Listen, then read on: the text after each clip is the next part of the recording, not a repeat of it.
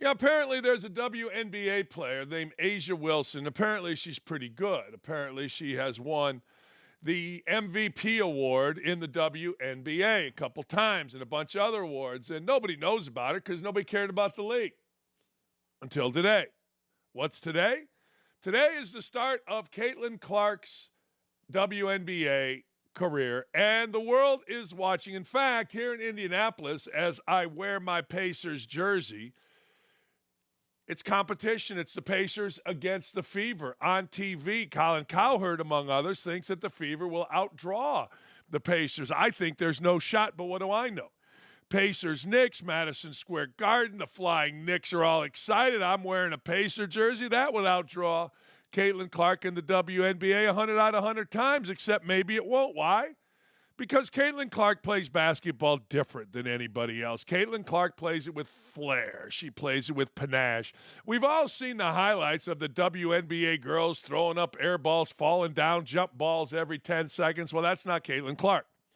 Caitlin Clark brings it down, goes twice between her legs, step back jack, and knocks in threes. Asia Wilson doesn't like that. Asia Wilson isn't smart enough to understand that everybody's going to get fat because of Caitlin Clark.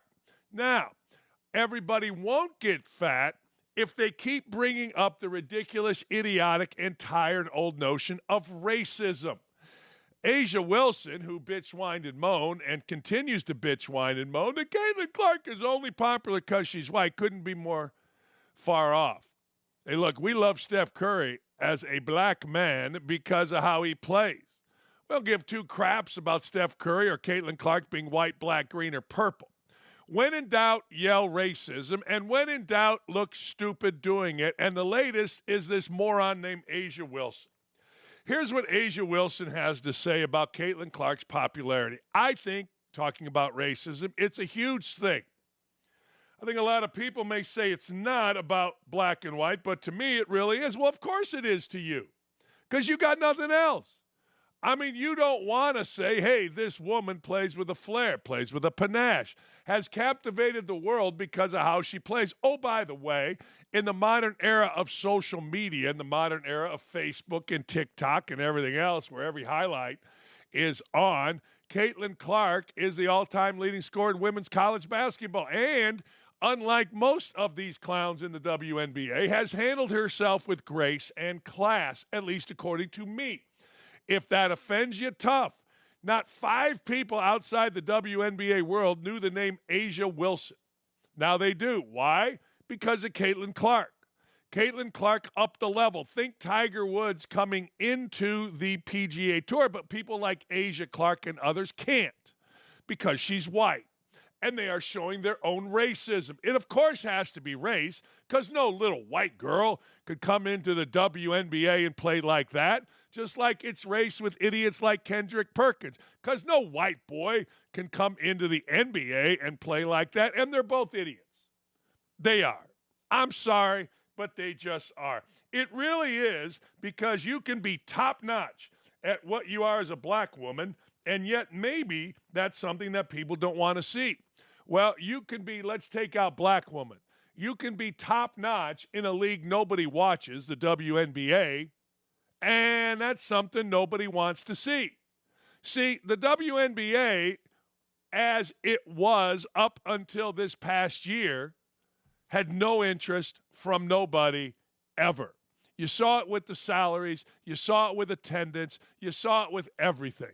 Just a bunch of women playing the same way. Just a bunch of angry women playing the same way.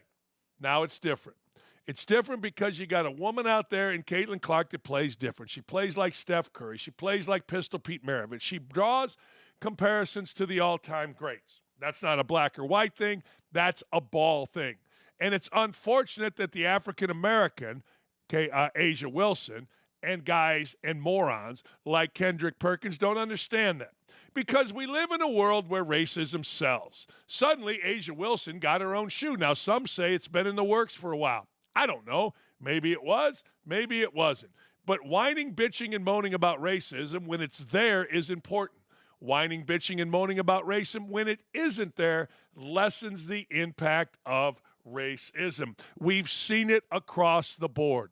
Everything can't be racist. Every slight can't be racist. Everything given, not given, earned by a white person can't be racist. They don't see it as markable. So it doesn't matter how hard I work. It doesn't matter what we all do as black men, women. We're still going to be swept under the rug. No. You've made a lot of money playing basketball. You've gotten fame playing basketball in a league where there is no money, if you had to sustain yourself. In a league where there is no fame, if you just went by all things being equal. Basketball in the summer by women who all play the same and poorly is no interest. Basketball in the summer played by a woman that has flair, panache, and for whatever the reason, maybe it is because she's white, and if it is, so what? So what? Her ability caught the attention of America. Maybe Tiger Woods' ability caught the attention of America, and he was black, which caught it even more. Caitlin Clark being white, maybe it caught it even more. So the hell what? You're going to get shoes. You're going to get money. Your salaries are raised. You're flying charter, and you're not smart enough to see that it's all because of Caitlin Clark. But the fact that these women haven't been smart enough to see anything over the years is why the WNBA has never been interesting in our society until now. That's why it boils my blood when people say it's not about race, because it is. Well, because some little girl that plays basketball tells us it's about race, okay, great. But who cares? Everything's about race. Everything. Why do you think the people you see talking on TV are African American? Now, it's about race. Look in the back. Look at every single guy hanging around a sideline in an NFL game with a clipboard. It's black. Of course it's about race. A lot of things are about race. Get over it. So what? Tiger Woods came in, once again, to the NBA, to the PGA. It blew up. Why? Great player. Greatest player ever, some would say, certainly in the modern era, non-Jack Nicklaus division. But he had panache. He had style. Oh, by the way, he was black. Caitlin Clark comes into the WNBA, goes through college. She has panache. She has style. Oh, by the way, she's white. There's nothing interesting about Angel Reese's game. Nothing.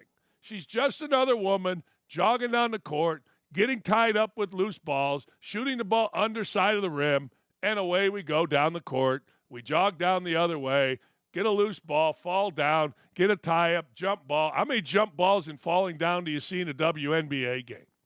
I mean, that's what you see. It's what we've seen forever. But Caitlin Clark's different. And if being white makes a difference, so the living hell what? So what? Get over it. Get over yourself. Enjoy the ride, because make no mistake, it's Caitlin Clark's WNBA world, and Asia, baby, you're just a hanger on to it. You know, in addition to this, the media, according to Lisa Bluter, who just retired, by the way, congratulations to her. Lisa Bluter was the coach of Iowa, Caitlin Clark's coach. Here's what she had to say. The media was trying to create a circus out of racial things, out of trying to make hatred come up, and Caitlin wouldn't let it happen. That's the only thing people wanted to talk about when we just went on this magical run and united so many people. And that, was frustrated to me. Look, African Americans have become incredibly racist towards white people in basketball. All you got to do is turn your TV on. Sometimes it's subtle. Sometimes it's overt. Like Kendrick Perkins saying African American media, basketball media, shouldn't vote for Nikola Jokic as MVP. That's just pure racism. But we know ESPN is scared to death. Oh, my gosh. Could you imagine if a white dude said, don't white NBA media, vote for this player because he's black? That guy would be walked out in shackles off the campus of ESPN before the last word got out of his mouth. Hey, Asia, Kendrick Perkins is kept because guess what? He's black. It happens. Get over it. But it is kind of just tiring. Asia, shoot the ball, hit the underside of the rim, fall down, get in jump balls, and have yourself a great WNBA season. But remember, as you fly on a private jet, it's Caitlin Clark's world, baby. It is Caitlin Clark's world. I tell you who else world it's going to be. It's not quite yet, and I agree with Charles Barkley. It's not quite yet Anthony Edwards' world. No, not the guy in Revenge of the Nerds. Stop it, stupid. I'm talking about Anthony Edwards of the Minnesota Timberwolves. Everybody in the media wants to anoint Anthony Edwards as the next Michael Jordan. In fact, I saw some clown in the media trying to be a part of the scene say he's MJ 2.0, better than the original version. And I'm sitting there going, are you insane? Just stop it. And then it happened. And then Sir Charles happened. And I got to tell you, I'm very excited about Sir Charles happening because when Sir Charles happens, smart stuff gets said. Sir Charles is tired, very tired of the comparisons of Anthony Edwards to Michael Jordan. Saying this, let's play Sir Charles. This guy's had one good playoff run, and he's a great. I think he's going to be a great player. He's a really nice kid. We root for him. We want him to be. Is he close? No, hell no. Close to who? Close to who? They both black. You're not close to Mike? He's not close to Michael Jordan. At 23? Michael Jordan was getting. Remember, he was scoring like. I'm just asking. At 23, Hey, 23 I Mike, love at 23 Anthony Edwards. I'm just do asking. not do that. You know what, nice. honestly, and this is not disrespectful. He's nice. I'm not disrespectful. He is very nice. But his He's body close. type and the way he plays, to me, reminds me more of D. Wade, young D. Wade, when he was carrying that team, when he had Lamar Odom, and he was going through the playoffs for the first time. It reminds me of that. All I more want than to it say reminds is, me of man, Jordan. He's why close. can't we just let people do their thing and watch them? Why do we have to say, well, he's like, I'm not telling you, I'm talking about like, you know he's why? the next Michael Jordan. No, because you know why? Because y'all paved the way for us. That's why. Oh, Shaq, shut up. Y'all paved the way for us. Shut up. Oh, just shut up. That, you know what? It's like Shaq has a list of stupid things to say, and then he says it. But Sir Charles is not wrong. Sir Charles rarely is wrong. Sir Charles saying that, can we just pump the brakes on always comparing someone to someone? Look, I don't know whether Anthony Edwards is Michael Jordan. I'll tell you what will determine it. What will determine it is whether or not Anthony Edwards decides to have a fierce, incredible drive to be the best ever, and is he coachable? And is he a dude? Is he a regular guy? See, Michael Jordan was a regular guy. Fast forward to Kevin Durant sitting there at the mic. No, that's not a regular guy. That's an entitled jagoff. Dwayne Wade, regular guy. Think whatever you want of Dwayne Wade, regular guy. Isaiah Thomas, regular guy. Larry Bird, regular guy. Fierce, intense, insane. LeBron James, whether you like his politics or not, a fierce determination to be the all-time greatest. That's what separates the NBA. The stories are legendary about every guy that I just mentioned. Notice I didn't mention Shaq's fat ass. If Shaq's fat ass wasn't 7 foot whatever, 3 million pounds, I don't know what the hell he'd be doing, probably saying he's a cop, but he'd never been a basketball player. He ain't in this conversation. But anyway, those guys that I just mentioned had an incredible fierceness of competition, an insane appetite to win at everything, make their bodies better, make their minds better, learn the game, get their weaknesses into strengths. Nobody has any idea whether Anthony Edwards is going to do this, but I would say this, at 23 years old, he's probably better than Michael Jordan. I mean, if we're going to make comparisons, because the modern game is better now. The difference is this.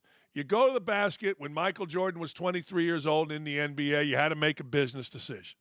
Guys were going to crush your soul. Guys were going to hit you. Guys were going to knock you on your ass. You were going to get bruised. You were going to get beaten. Now, guys get out of the way. That's a little different. Always said this about Steph Curry. Steph Curry waltzing to the rim and everybody afraid to touch him because Adam Silver is going to find him is a hell of a lot different than Isaiah Thomas going to the rim and almost dying literally from a shot from the biggest man on earth, Karl Malone. Isaiah Thomas almost died in that collision. True story. Now, nobody's going to touch it. Now, Karl Malone would have been suspended for half a year. It's a different world. Is it a better world? I think it is. I go watch old NBA tapes. Sometimes they pop up on my YouTube or they pop up on my Facebook, and they're horrible. I can't even watch me in college, and I like me in college, but I can't even watch it. So anyway, I'm with Sir Charles on 2 levels here. One, the dude's had one great playoff run. That's it. And it may come to a weird end if they don't win this game tonight at the Nuggets, which would be very difficult to do.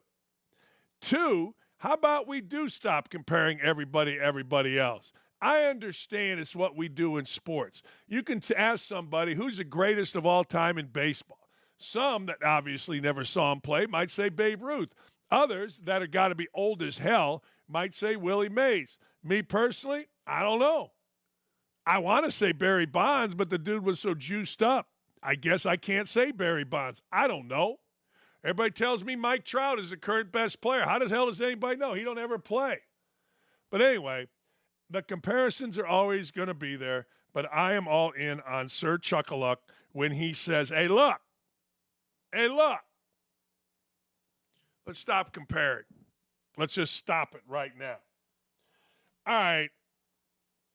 I got to ask my man Nick this next question.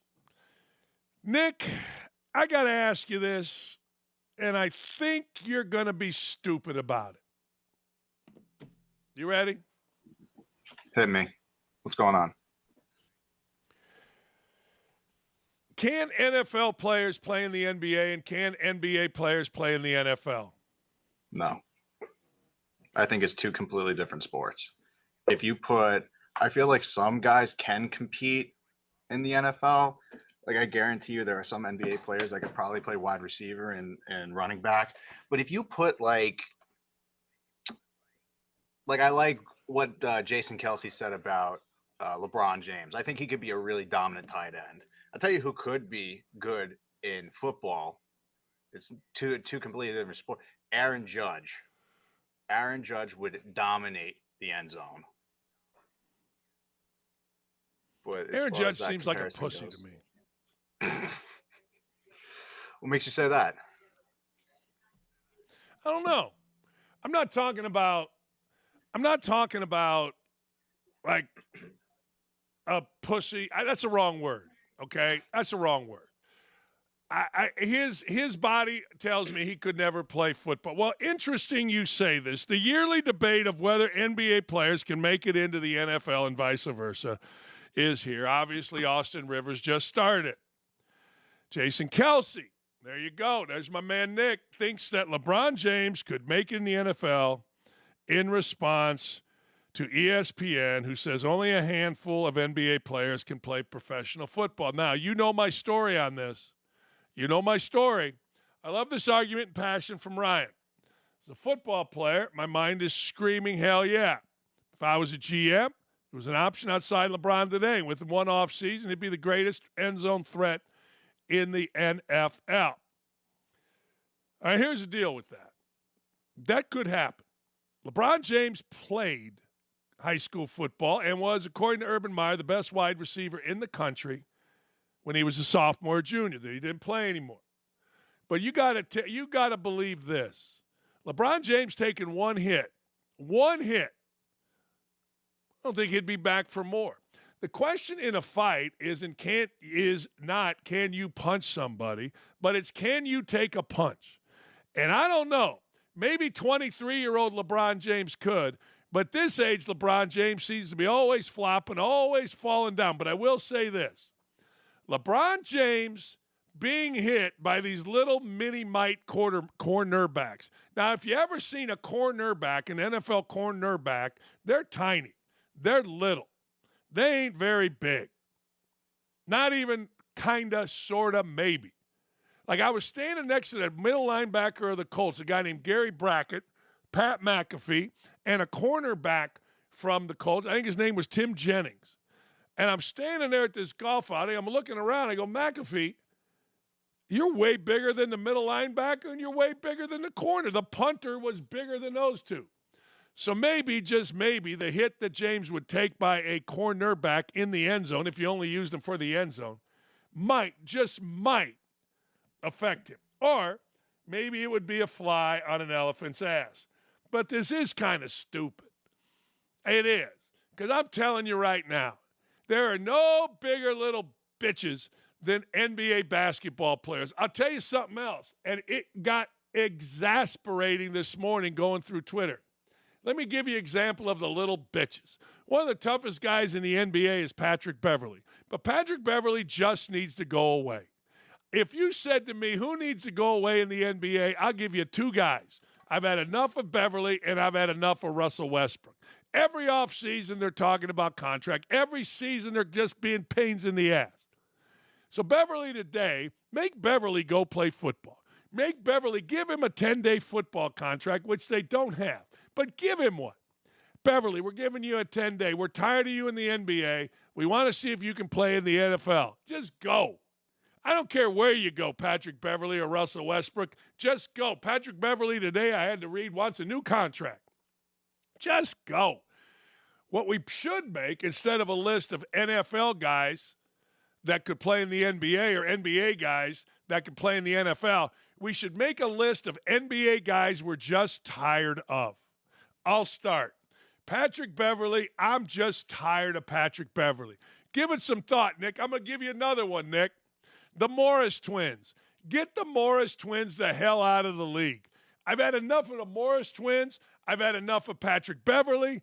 And I've had enough of Russell Westbrook.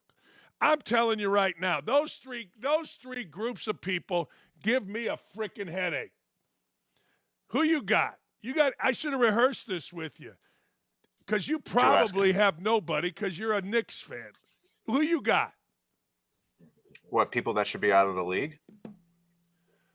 Yeah. That you're just tired of hearing from in the NBA. You're just tired of them. I'm tired of Patrick Beverley.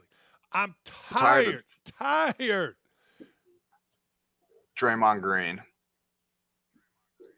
Kind of over that. Did you know beef. Draymond Green was on my TV last night? Doing what? He was on TV. He was on TNT last night doing the show with those guys. I don't like the whole him versus Yusuf Nurkic drama. It's just it's tiring, and I don't like. And who else can I stand? I hate the whole Golden State Warriors whole dynasty run. I mean, yeah, they're a great team, but like I'm tired of listening to them too. I was really happy about? Yeah. The whole Cleveland Cavaliers team just dispersing because literally everybody in high school jumped on that bandwagon and they couldn't even name their starting five. All they cared about was LeBron and Kyrie and Kevin Love. That's all they gave a shit about. Other than that, they couldn't name anybody else on that roster. Well, I can't. Damon Jones is going to join us tonight. How about them apples? All right, let's continue as we move along. So he just besmirched the guy that's coming on. We'll play that back, how nobody could name anybody named Damon Jones as he was hitting big shots, and Nick was like, yeah, I'm tired of him. No. Here's the deal. In her book, former Biden press secretary Jen Psaki, noted liar, falsely claimed that Biden looked at his watch after the ceremony honoring the soldiers killed in his boss Afghan withdrawal, and Axis was the one who called her out for her false claim. Jen Psaki, in her own book, said that Biden didn't do it. We've all seen the video of it. Axios calls out Jen Psaki. Here's what they have to say. Psaki's new account is at odds with fact checks at the time. News agencies' photos from the ceremony at Dover Air Force Base, an on-record statement from Gold Star families who were there. The Associated Press photographer on the tarmac snapped two photos of Biden looking at his watch twice and 10 minutes apart. As fact checkers at USA Today and Snoops noted soon afterwards, Psaki also mistakenly cited a passage from the Washington Post to bolster her account. The sentences she quoted were from USA Today's fact check article, not the Post. How about that? Congressman Waltz, a Republican out of Florida, I've spoken to these parents, calling Gold Star families liars, even when there's photographic proof. It's a pathetic partisan attempt to defend your boss and a bad look. It's not even a bad look. Bad look is way overrated. I don't care about the bad look. But Jen Psaki's just a filthy, disgusting liar. And again, Asia Wilson, the only reason Jen Psaki has a show right now after all the lies she's had is because she's a woman. Sometimes people get benefits because of race, gender, handsomeness. You know what I'm saying? But this is just kind of disgusting. You know, what is wrong with women and books? Like Kristi Noem, I get what she was saying. The dog was nasty, had to be put down, kind of like a horse who's hurt. You got to put the horse down. But in the world we live in, you got to understand people are going to part and parcel those words. She put the dog down. She's a dog killer. She's a dog hater, when in fact I would bet my life that the opposite is true. Well, Jen Psaki here, same thing. There's no reason to put this in. There's no reason to defend your boss. Lie about other things. See, if you're going to lie about stuff that doesn't have photographic or video evidence. That's important in this world because we all saw it. Now, who's going to call out Jen Psaki? Absolutely nobody, because Jen Psaki is on the right side of the media. Have I not taught you all for years and years and years? There's the wrong side of the media and there's the right side of the media. Jen Psaki is currently on the right side of the media. She's a liberal. She's a Democrat. She's a woman. You think anybody's going to say, hey, Jen, you're an idiot? Anybody other than OutKick? Of course not. But in your own book, you're lying and you try to get away with it? What is wrong with you? What is wrong with you, Jen Psaki, that you decide you're going to defend your boss to all ends? A, he's a fraud. He's a punk. He does not care about our military. It's okay, Jen. We all know by him looking at his watch and being bored at a service that he caused for Gold Star families. He caused it with a botched withdrawal from Afghanistan, and he's there disrespecting them, and you're there calling them liars. What is wrong with you people? What is seriously wrong with you? How can you, don't you at some point, you Biden defenders, you Jen Psaki lying idiots, you Jean, whatever the hell that press secretary's name is, don't you ever look in the mirror and go, yeah, this ain't good. Yeah, this ain't good. There ain't nothing good about this. There's nothing great here. Nuh-uh. Nope, nothing. Nope. Joe Biden got a warm welcome from a rousing crowd after exiting church, responding to reporters' ultimate softball question, how he spent Mother's Day, to which he responded, I prayed for all of you. You need help. Yes, we are the ones that need help, Joe. We are the ones that need help. We are the ones that understand nothing. And you, my friend, have it all figured out. You've got it done. Yes, we need help. In fact, we couldn't show the video of Biden leaving the church on Mother's Day because everybody was just dropping F-bombs. F you, Joe Biden. Go F yourself, Joe Biden. But you know what? I don't think it matters. I've said this before, and I'll say this again. The American people know we've got the worst human being alive in office as the president. Why is he the worst? He don't care about you. He's in a job where his ultimate position is to care about and defend our country, and he's doing neither. In fact, he's opening our country because he and his cronies want power. It's got to stop. But is it going to stop? Don't know. Better figure out how to cheat, because if you don't cheat, you ain't winning in this one. Morning Joe on MSNBC. This is like, is there like a place where Democrats went and everybody huddled together and said, hey, these are the talking points. If Trump is elected, we're going to end democracy. It's going to end. Really? Okay. Morning Joe panel decided to call out the American public, us, saying anyone that votes for a Republican is voting for the end of democracy. See, I see it the other way. I don't know nothing, but anybody that keeps Joe Biden in there is voting for open borders. That has a tendency to end democracy. Is voting for all of our money going to places that it shouldn't. Let me give you examples. Going to weapons for Ukraine. We don't care about Ukraine. Neither should they. Going to, guess what? Big payments, $3,200 a month to illegal immigrants. What? That doesn't seem right. We know that this is crap. But the question is this. Why does this panel feel that way? I get it. You want your guy elected. But at some point, don't you look around and go, this ain't right. This ain't going good. At some point, don't you? I mean, you got to. Well, here's the panel of the Morning Joe. We have a vote. We're going to have a vote this fall. And I know a lot of Republicans, John Meacham would call them Peter Millar vest-wearing Republicans, who just want to pretend that it's Bob Dole against Bill Clinton. They're going, well, I just always vote for a Republican. No, this year, you're not just voting for a Republican. It's a vote for a candidate who doesn't believe in the most basic principles of American democracy. And we could go down the list, but I really don't want to waste my breath on it because everybody knows about it. Everybody knows about, the killing of generals and et cetera, et cetera, et cetera. But you have Republicans, those Peter Millar vest-wearing Republicans who want to say, it's just like, it's Republicans and Democrats. What's the difference? No, it's a vote actually for somebody that does not subscribe to the most basic precepts of American democracy against a candidate who does. And it's really that simple, Donnie, isn't it? It is. We've said many times on the show, when an authoritarian tells you what they're going to do, you pay attention to him.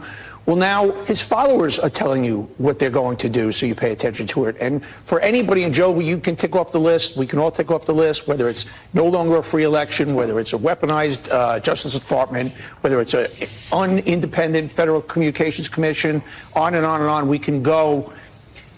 When anybody says to me, well, that's not really going to happen because we've got checks and balances in the institutions, you're already seeing there will be no checks and balances. So not only do we have the tell from Fearless Leader, we have the tell from the lemming followers. So there's no mystery here.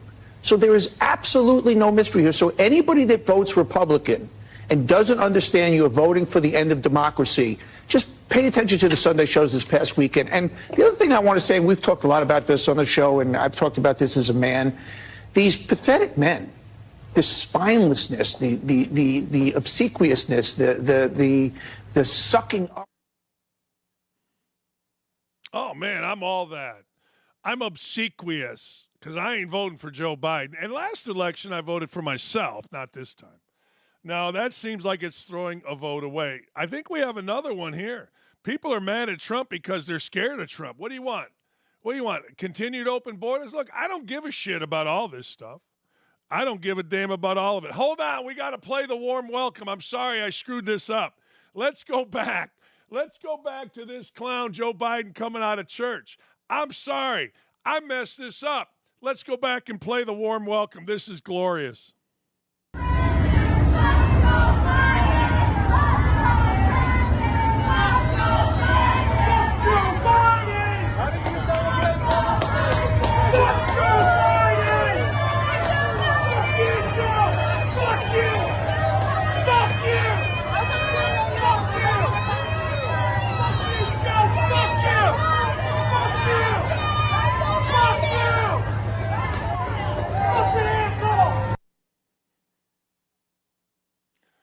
Will that mean he's going to lose? I don't know. I don't know what that's going to mean, but the guy doing the most yelling probably has an IRS. I think he probably does. I think he has an IRS audit coming. I do. Ohio State, and I love that, really. I mean, look, some old fat white guy sitting on MSNBC calling guys like me names is like, you know what? Shut the hell up. I mean, just leave it be because no one's listened to you. I mean, you got two old white guys there on MSNBC, and they're calling all of us men, chicken, or whatever they want to call us for voting for Donald Trump. All I know is this. Here's what I know. I don't know about all the big words the guy used. I do know that Twitter and other big tech took down Donald Trump's plea to not have an insurrection. I do know that. I do know that inflation was 1.7%. I do know gas prices were $1.79. I do know that. I do. I do. That's what I know. I do know the borders were closed. Numbers tell you that. I do know. I do know that when we went to the grocery store, prices weren't out of control. Hell, coffee, which you see me drink every morning, is up 79%. That I do know. So if you want to try to scare us by saying democracy will be over, then good for you. Great for you. But I ain't buying it for a second. And maybe I'm dumb. Maybe I'm all the words that some fat-ass, big-headed white guy tells me. In fact, I'm a fat-ass, big-headed white guy, and I know that fat-ass, big-headed white guys, we ain't listening to them. Anyway, let's move it along to some football. Athletic director at Ohio State, Gene Smith, who famously went on vacation at the most inopportune time when his football program had lies thrown against him during the end of the Urban Meyer reign. Gene Smith, who defends nobody but himself, he says Michigan's wins should, of course, have an asterisk because of the sign stealing scandal. Yeah, I don't think an asterisk does anything, but when asked if you're the Ohio State athletic director, what the hell else are you going to say? Of course I do. Of course I do, Gene Smith said 3 times. Actually, I forget it, of course. The rules are in place to protect the integrity of the game and try your best to create a level playing field.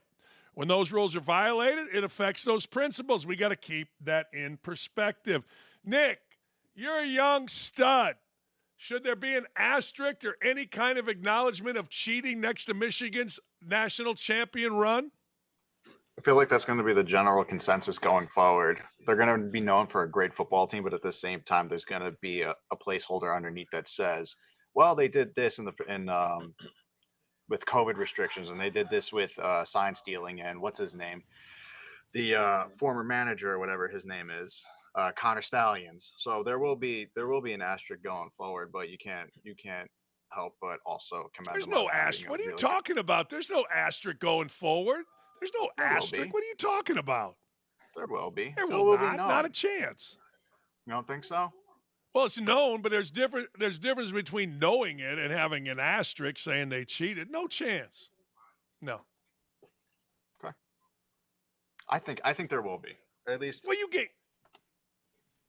who puts it there? Hall of Fame websites, biographies going forward. I guess those are the 2 I could think of at least right now.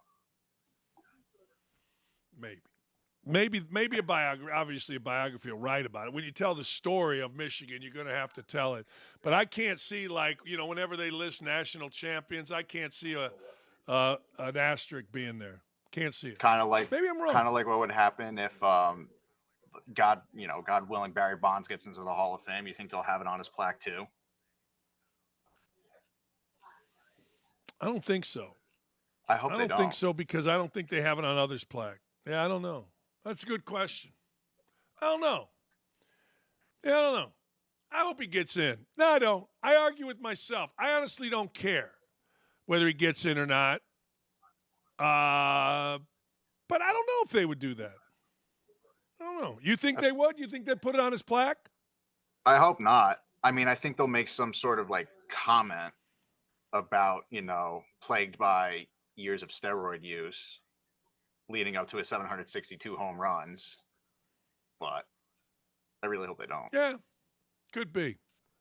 I don't know.